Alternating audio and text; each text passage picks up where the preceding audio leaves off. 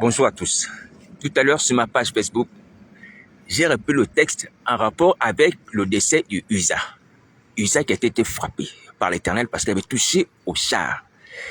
Il avait touché le char dont il n'était pas autorisé à toucher, même si les bœufs le faisaient pencher. Alors ceci c'est pour nous rappeler qu'aujourd'hui nous sommes dans la situation du Uza, nous ne sommes pas encore frappés, mais nous sommes en train de toucher les choses saintes pour lesquelles nous ne sommes pas autorisés à toucher. Dans la situation actuelle, étant habité par les esprits malins, n'ayant pas reçu l'appel, ayant trahi Jésus-Christ Nazareth, mes amis, on s'expose à la mort. On s'expose à la mort. Et je vous parle ici, étant en face d'une assemblée. Si vous voyez bien, il y a une assemblée qui s'appelle Église Jésus-Christ, source de vie. Alors, j'aimerais dire aux responsables de cette assemblée, peut-être qu'il est sur Internet, ou à d'autres personnes qui prient dans cette assemblée, de vous repentir. Vous devez vous repentir. Tout le monde devait vous repentir. Pourquoi? Parce que lorsqu'on regarde sur le programme d'organisation pour les jours de réunion, on voit mardi, par exemple, de 10h à 16h. Il y a quoi? Il y a perception, réception et relation d'aide.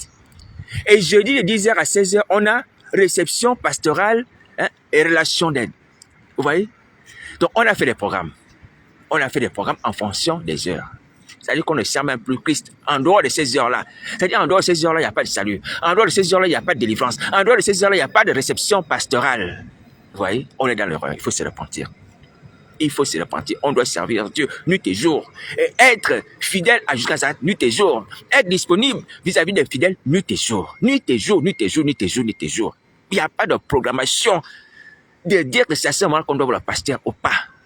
Parce que le diable, la maladie, la mort, ne programme pas ces moments, ou du moins, nous attaque à l'improviste. Est-ce que vous voyez? Donc, l'ensemble de toutes ces choses prouvent que nous sommes dans l'erreur et nous sommes tombés. On fait des choses à notre manière, selon l'intelligence. Et je vais encore aller plus loin. Lorsqu'on regarde le programme d'activité, on voit bien qu'également, il y a le mardi ou le jeudi. C'est 2 jours dédiés au satanisme dans le monde. Dans le monde. Que nous avons introduit dans les églises. On a introduit cette coutume-là de nous réunir le mardi et le jeudi. Comme sur cette assemblée que vous avez en face, et qui étale son programme. Est-ce que vous voyez? Ce sont les preuves de notre trahison. Nous devons nous repentir. L'église n'appartient pas au monde. L'église n'appartient pas à Satan. Et on n'a pas le droit d'introduire dans l'église des pratiques du monde. Si le monde s'est réuni le mardi, le jeudi et d'autres jours, je ne sais pas, nous n'avons pas le droit de copier le monde. Il faut arrêter ça, il faut arrêter ça, il faut se repentir. Repentez-vous, arrêtez ces choses-là. Laissez les ministères, laissez l'église Jésus, ça lui appartient. C'est lui qui a racheté l'église. C'est lui qui a fondé l'église. Est-ce que vous entendez ça?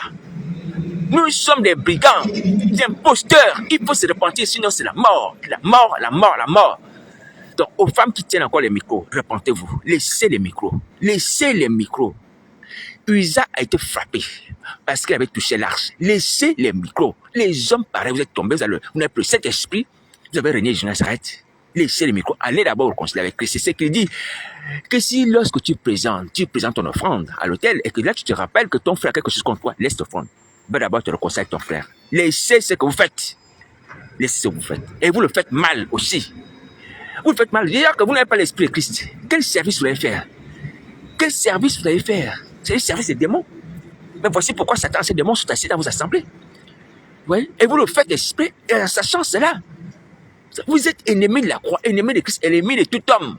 Oui? Comme ce que Paul disait que dans les derniers temps, les gens seront rebelles, égoïstes, toutes ces choses, fanfarons. Et c'est ce que nous sommes aujourd'hui.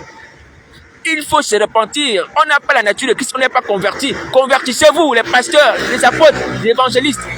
Vous n'êtes pas chrétiens. Repentez-vous, convertissez-vous. Devenez enfant de Dieu. Acceptez Jésus-Christ comme Seigneur et Maître de vos vies. C'est possible de faire. La Bible déclare que si tu confesses ta bouche, Seigneur Jésus, si tu crois dans ton cœur que Dieu l'a ressuscité des morts, tu seras sauvé. Romains chapitre 10, verset 9. Tu fais cela, tu fais la prière du salut. Va faire cela, ma soeur, va faire cela, mon frère. Tu n'es pas chrétien, tu n'es pas enfant de Dieu. Va te convertir, arrête de mentir, arrête ce masque-là. Repends-toi de tes péchés. Je ne suis pas meilleur, je ne suis pas arrivé. Nous devons tous le faire. Quand on a péché, on se repent. On exerce déjà la repentance. Arrêtez. Arrêtez l'imposture, arrêtez le mensonge, arrêtez les manipulations. Allez vous convertir. Demandez pardon à Jésus Christ Nazareth. Demandez à ce qu'il rentre dans vos vies. Bon, arrêtez cette tête-là. Sinon, c'est la mort, elle est dans le feu. Et je nous dis encore que le temps est en train d'avancer. Le temps avance. Que celui qui écoute soit sauvé. Celui qui n'écoute pas, il sera puni.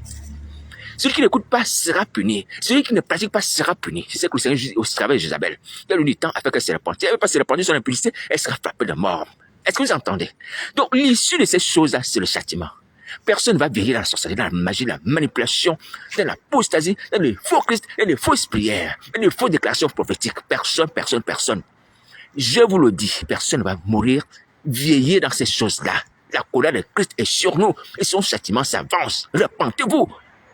Cessez de partager des messages, des exhortations sur Internet. Ça ne sert à rien, vous perdez du temps. Perdez du temps. C'est ça, avoir peur de Satan. C'est des morts, il était vaincu. À cause du sang, nous avons la victoire sur le diable. J'ai la victoire sur le diable, tu as la victoire sur le diable. Tout homme qui croit en Jésus Nazareth, qui croit sacrifier son sang à la victoire sur le diable, autour du sang de Jésus, comme les anges, que tu sois tombé, que tu sois debout, tu as la victoire sur le diable, sur la victoire sur la mort, la victoire sur la sorcellerie, les possessions démoniaques, l'enchantement, les pactes d'alliances sataniques, les mariages de nuit, les mariages de jour, peu importe la nature des mariages. Tu as la victoire sur ça à cause du sang de Jésus. Et tout le sang de Jésus libère ton âme, libère ta vie. Va prier si tu as besoin d'aide. Mon numéro de téléphone, c'est le 07 58 48 48 71. Sinon, prends contact avec notre frère. Arrêtez de perdre du temps. Quand je vais sur Internet, je vois les gens qui prophétisent sur les nations, sur les élections législatives, les élections présidentielles. Vous perdez du temps, mes amis. Vous êtes menacés de mort. Vous allez être frappés, vous allez brûler, vous allez crier, vous allez gémir, vous allez souffrir comme il n'est pas permis. Vous êtes là, vous passez du temps pour vous dire sur les élections, oh, tel n'est pas passé, tel n'est pas vu, tel n'est pas sur les hommes de Dieu, ou sur les hommes d'État.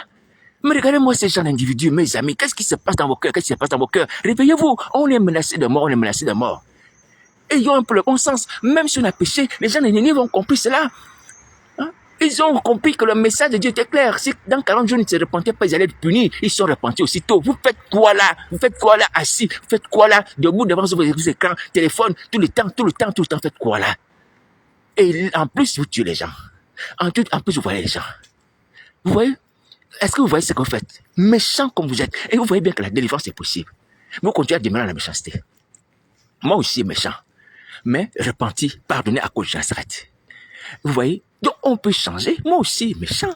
Jésus m'a pardonné, il m'a purifié, il m'a lavé. Ça peut se faire aussi pour vous. Pourquoi vous entêtez? Les esprits vont vous quitter au nom de Jésus de Nazareth. Et je condamne à l'échec vos œuvres. Toute œuvre satanique qui est faite sur Internet, parmi ceux qui sont mes amis et qui entendent ces messages, soient anéantis par le sang de Jésus. Et tout complot contre ma personne soit anéanti par le sang de Jésus, que ce soit Satan, démon, esprit humain, séduction, mariage de nuit, peu importe ce que vous voulez faire contre ma personne, poison et échoue au nom de Jésus. Et que Jésus Nazareth vous réprime. Si tu entendais tes paroles, tu t'entêtes à vouloir m'attaquer, que Jésus Nazareth te réprime. Là, c'est clair, devant le ciel et devant toi, devant les hommes, tu entends. Tu t'entêtes à vouloir m'attaquer, que Jésus Nazareth te réprime. Tu vas tomber comme sur le chemin d'Amas. C'est un avertissement pour toi. Tu vas tomber, parce que je ne mourrai pas, Jésus frère. Jésus doit accomplir ses œuvres. Il accomplira cela. Donc, c'est pas la peine. Repends-toi, c'est tout. Repends-toi, prends contact avec moi, on va prier. Bon courage.